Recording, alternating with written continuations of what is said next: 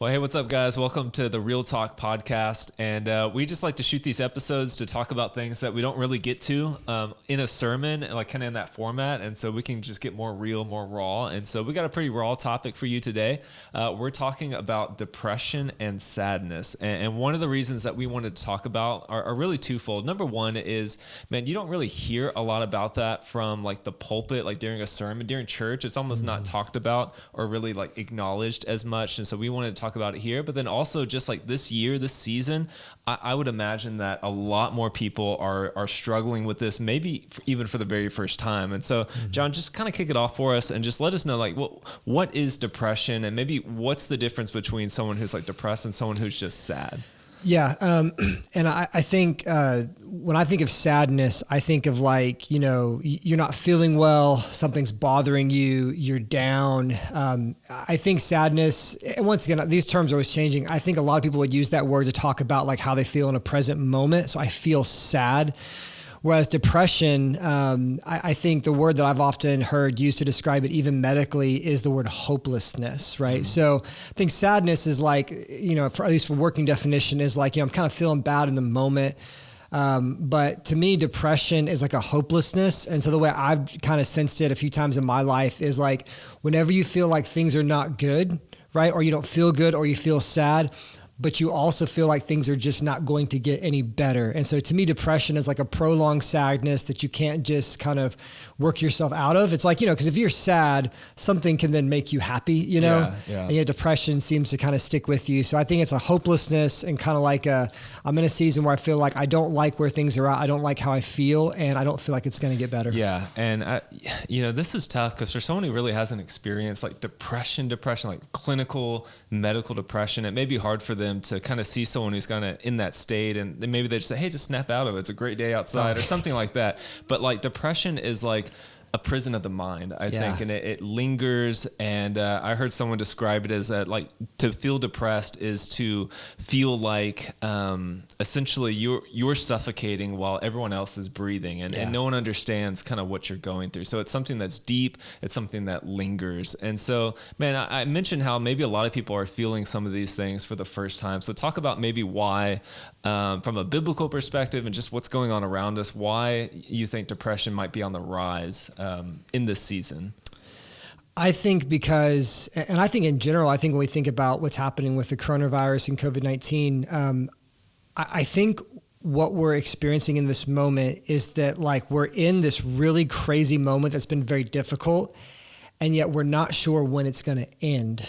Like think about this, man. Like, in the past we've been through like hurricanes and stuff. And like even when Hurricane Harvey came through Houston, that was a really big tragic event. But when a hurricane comes, it like blows through, and then it's like really bad. But then we look around and we were like, okay, so we have to rebuild. And so it's like, we can get this thing back to normal as quick as we can like muck out houses and, put in new sheetrock and things like that. The September 11th attacks, like that was a massive tragedy. I mean, 3,000 people died. But it was a sense of like, okay, we've been attacked, and then America responded, right? And maybe there was a fear of like ongoing attacks, but it wasn't, it kind of felt like this bad thing happened and now we're rebuilding. And man, we're in this place where it's like, people are saying that this could be going on for like another year or so. And maybe that it doesn't go until there's a vaccine. So it's like, that's why people say it feels like you're living in like a nightmare or because it's like, it's just, you can't wake up from it. And so I think the reason why this current moment, in my opinion, is probably more culturally set up to be a depressing thing for everybody, more than any other thing any of us have ever been through.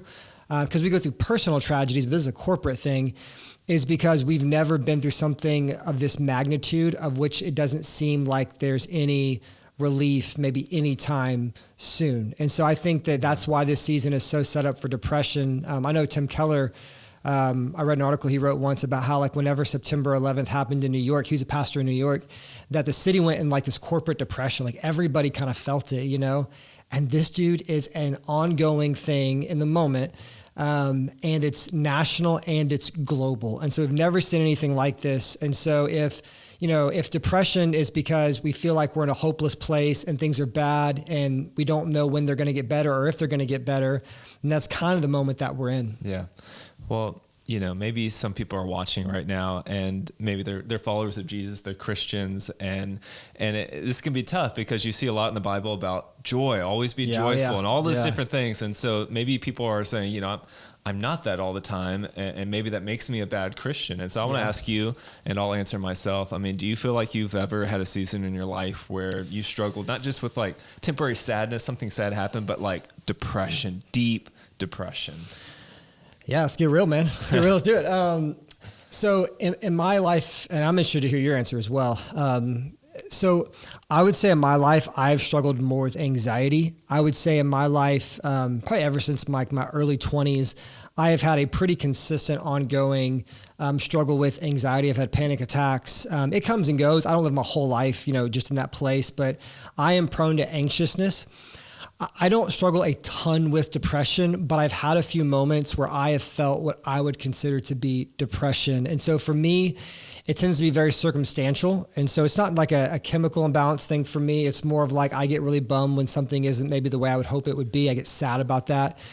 I had one 3-month period a few years back where I had some depression. I felt like, and it was the first time I ever experienced that. And it was really a big bummer.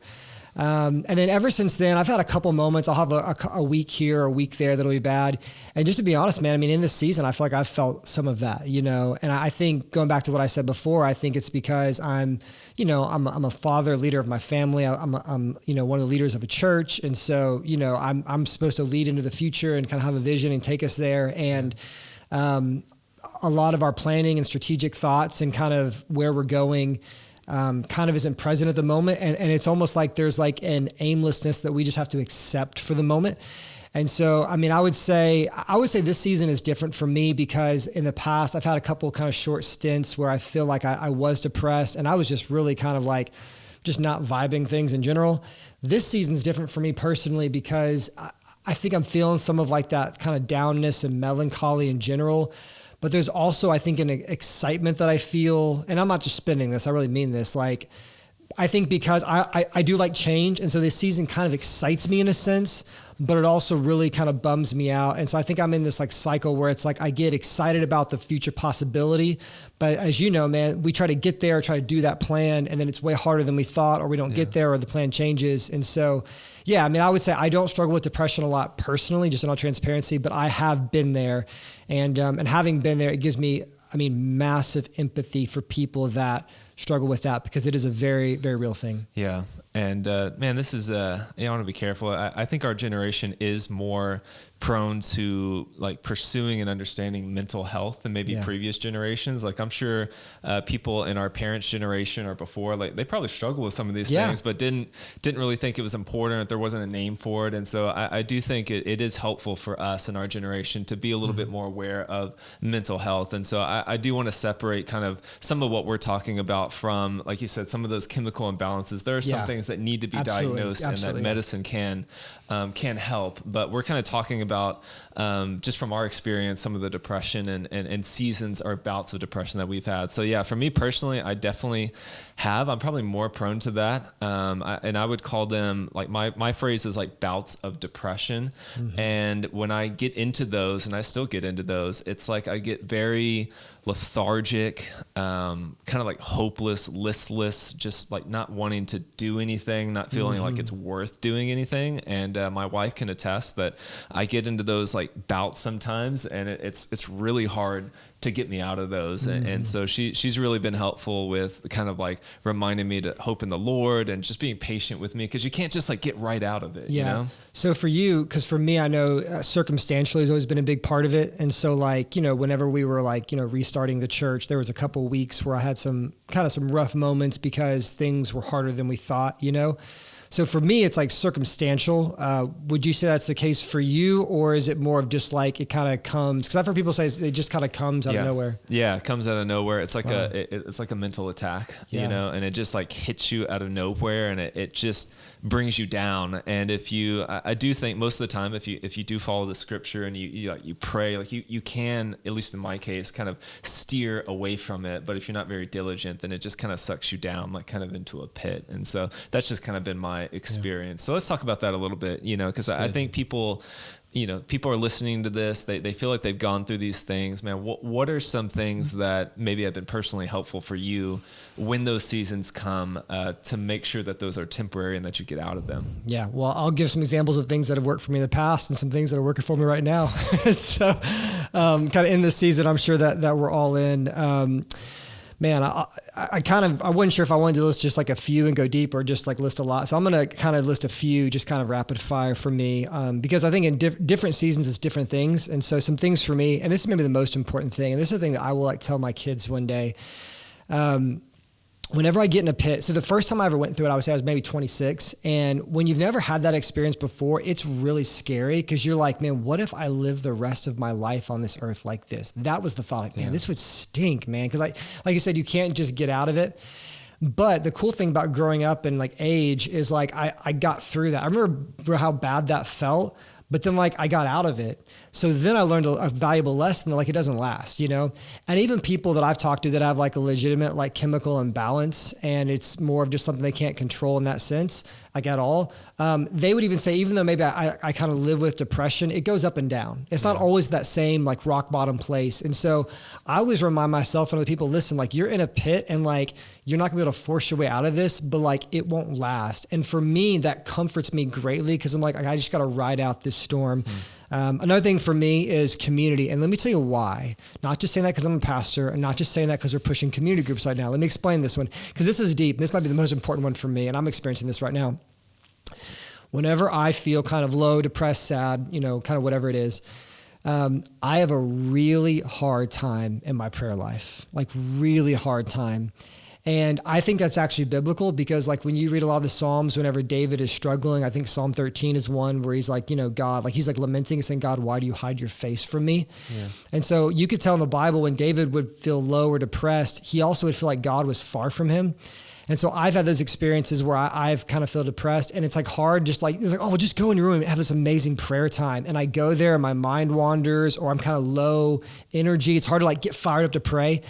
And so for me, community is so important for two reasons. One, because like those people, like they pray for me and they pray with me. And in seasons where I feel low, like when I'm praying with like you guys or with my wife or somebody else, I feel the power of prayer more. It's like I'm feeding off of your faith in a sense.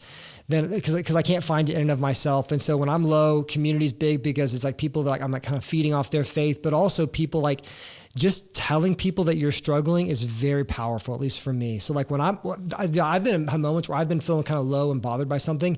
And when I am speaking it to somebody, I feel my spirit lifting up. There's something spiritual about confessing something. I mean, we know that biblically, but just telling someone how you feel is really important for me.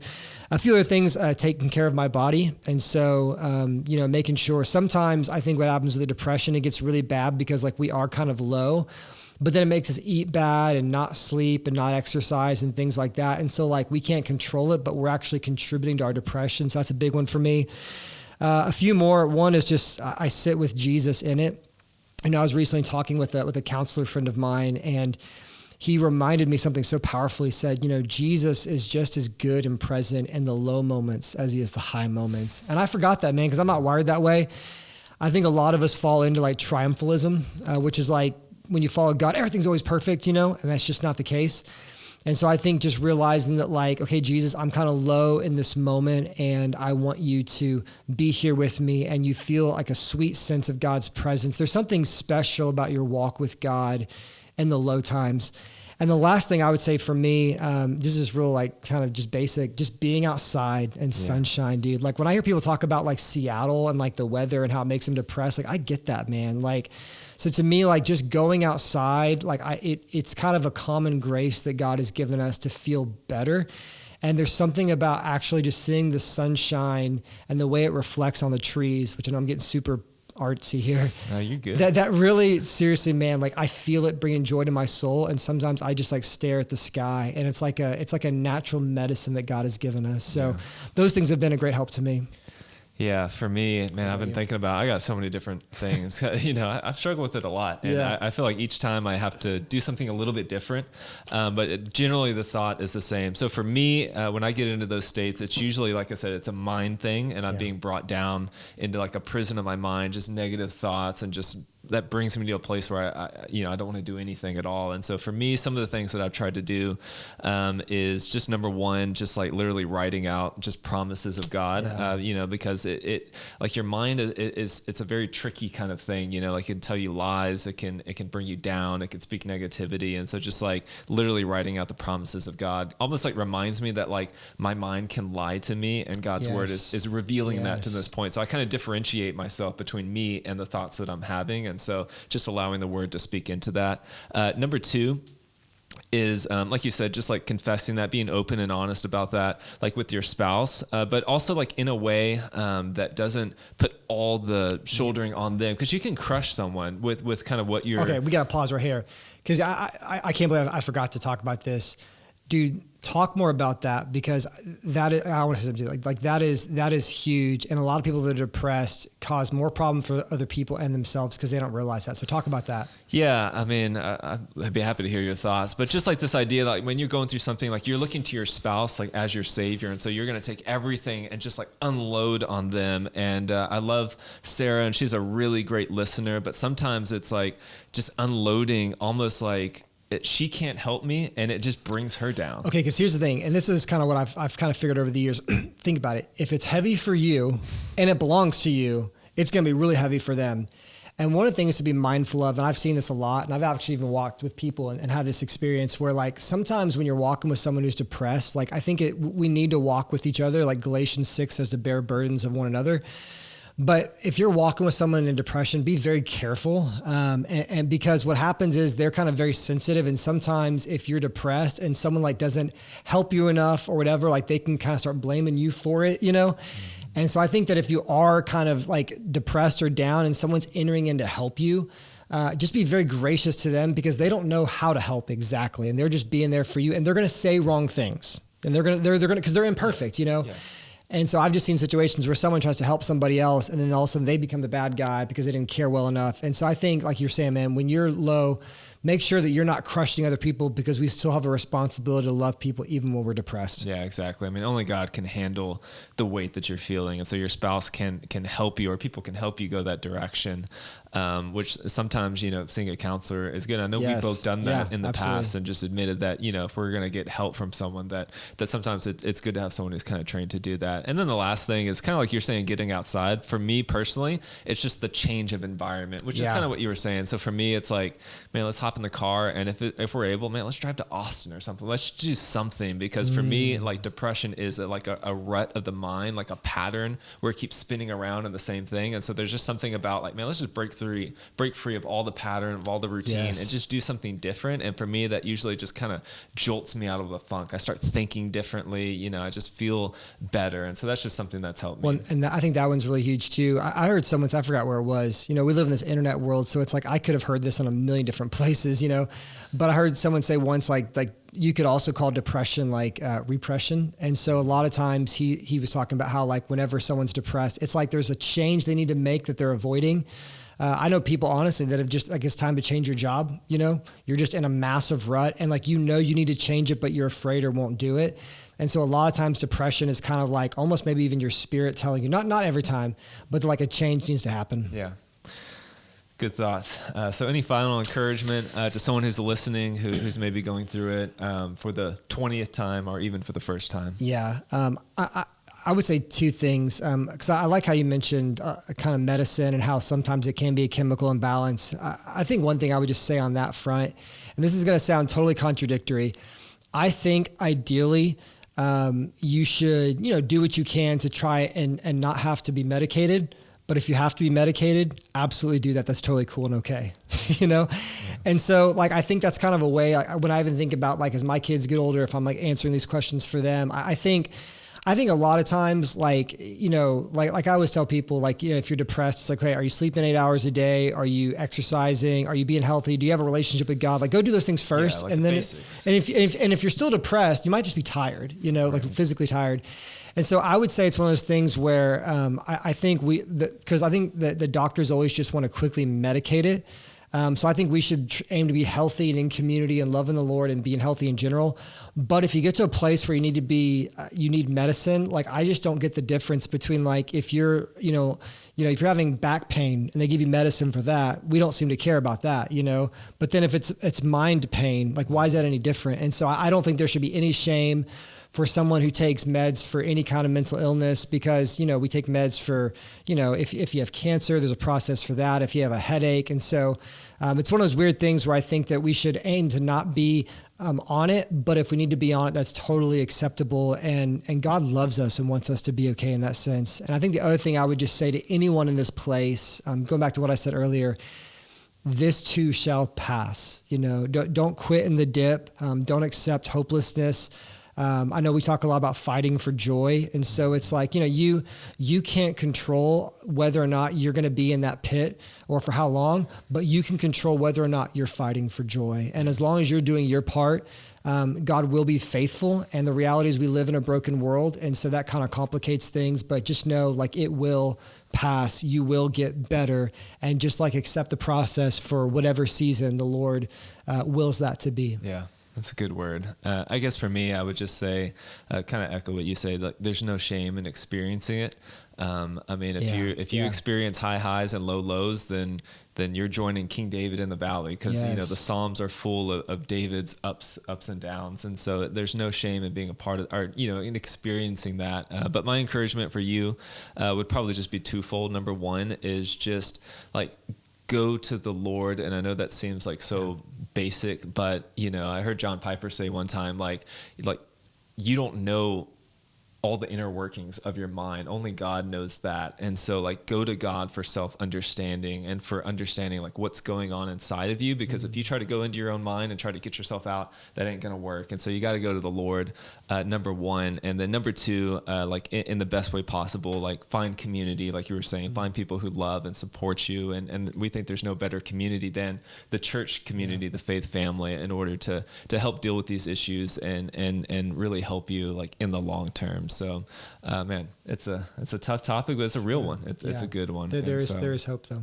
Yeah. Thank you guys for watching, and we hope to see you next time.